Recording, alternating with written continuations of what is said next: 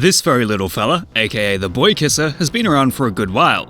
I've been meaning to cover it considering the insane influence it's had on digital culture. The presence of ultimately queer or gay content online is prolific. The internet can be a massive place for people to share memes and express themselves in ironic or sincere ways through their art, and the boykisser furry fits neatly into this category.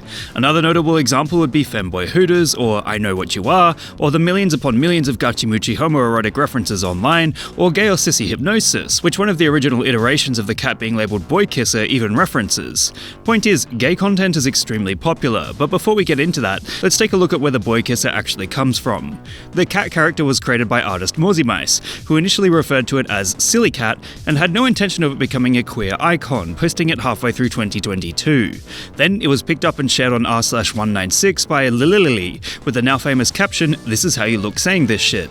Although at that time they utilized a different iteration of the cat, but this would be the beginning of the end as an example of Silly Cat eventually evolving to boykisser.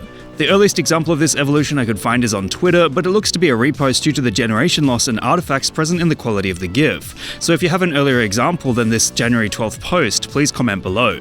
Mice has since closed up shop on Twitter due to the overwhelming responses to her creation, which is fair. Sudden social media fame can have a pretty big effect on the mental health of the creators, especially when it's out of their control. There also seems to be attention towards some of Mice's older art, which we don't need to go into right now as there appears to be some contention around truth. What's interesting is that these boykisser memes seem to evoke a couple of extreme responses. Either a person likes them and immediately makes posting them a huge part of their personality, or they become so choked with rage at the prospect of being called boykisser they start creating content wherein the animal is tortured and killed.